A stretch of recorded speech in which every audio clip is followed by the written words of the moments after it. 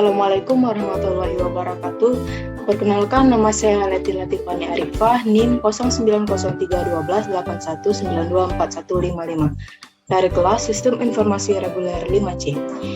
Pada video kali ini, saya akan membahas presentasi persiapan awal dalam pengelolaan proyek Sistem Informasi Sederhana yang menjelaskan yang pertama, judul proyek, yang kedua, tujuan dan sasaran proyek, yang ketiga, manfaat proyek, dan yang keempat, metode pengembangan yang digunakan, dan terakhir, rancangan aktivitas kerja proyek yang digambarkan dengan alat bantu diagram WBS.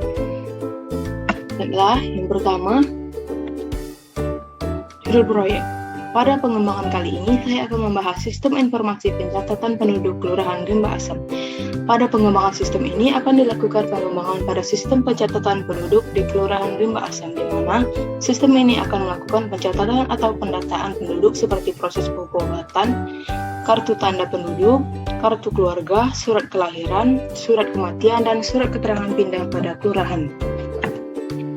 Adapun tujuan dan sasaran proyek, yang pertama, tujuan. 1. Menghasilkan sistem pencatatan penduduk yang efisien dan akurat. 2.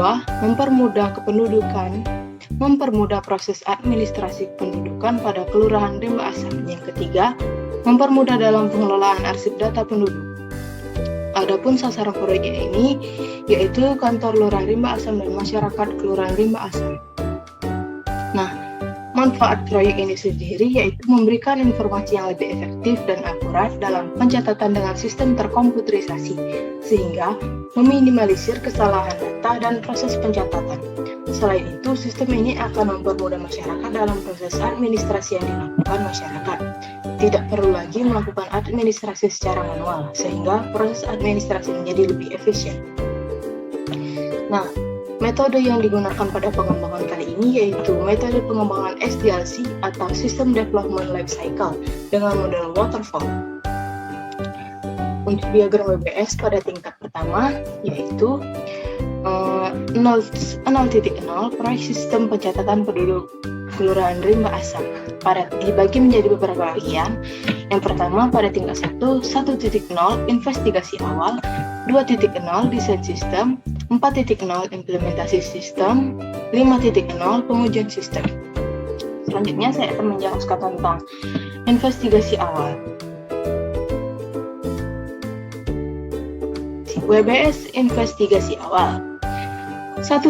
Pada tingkat 1 ada 1.0 investigasi awal dibagi menjadi beberapa bagian pada tingkat 2. Yang pertama, 1.1 mengumpulkan data dari pihak kelurahan, 1.2 mengidentifikasi prosedur dan proses pendataan, 1.3 membuat rumusan proyek dari alur sistem pendataan, 1.4 membuat dokumentasi akhir investigasi awal sistem pendataan.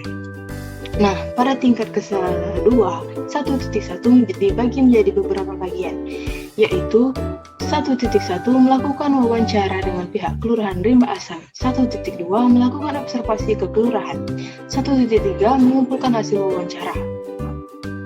Pada 1.1.1 dibagi lagi menjadi beberapa bagian, yaitu tingkat 4. 1.1.1 menyiapkan daftar pertanyaan untuk wawancara, 1.1.1.2 membuat janji untuk melaksanakan wawancara, 1.1.3 mendapatkan persetujuan wawancara, 1.1.1.4 melakukan wawancara dengan pihak kelurahan, 1.1.1.5 membuat dokumentasi akhir wawancara yang telah dilakukan.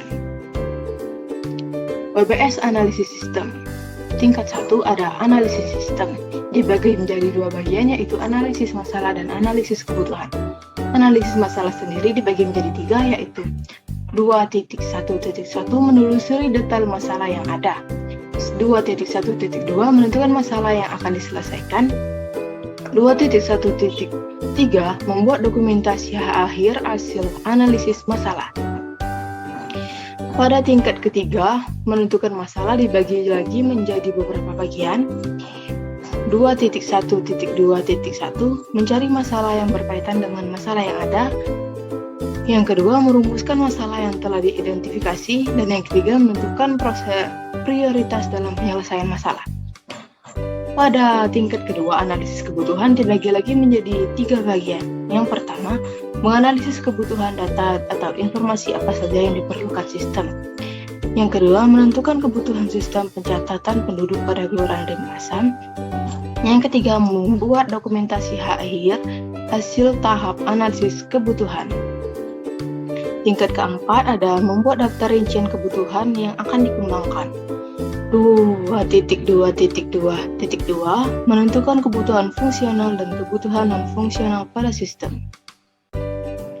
Untuk WBS desain sistem sendiri dibagi menjadi 6 bagian. Yang pertama, merancang diagram use case. 3.2 desain logika struktur penyimpanan data atau IRD. 3.3 perancangan sequence diagram. 3.4 perancangan basis data. 3.5 perancangan antarmuka atau interface. 3.6 membuat dokumentasi akhir analisis desain sistem yang telah dilakukan. Pada tingkat kedua, 3.1 dibagi menjadi satu bagian, yaitu menggambarkan kebutuhan apa saja yang diperlukan oleh aktor-aktor dan batasan-batasan akses pada sistem. Pada 3.2 dibagi menjadi dua bagian.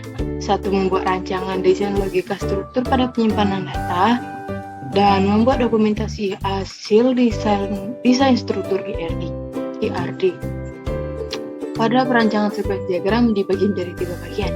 Yang pertama, merancang sequence diagram login. Yang ketiga, merancang sequence diagram pembuatan surat. Yang ketiga, merancang sequence diagram verifikasi pembuatan surat.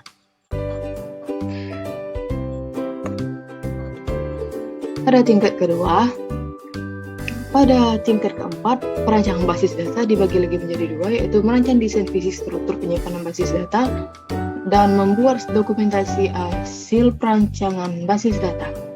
Pada perancangan antarmuka atau interface dibagi menjadi dua bagian, yaitu merancang desain antarmuka interface untuk sistem dan membuat dokumentasi hasil desain interface sistem. Yang keempat ada implementasi sistem.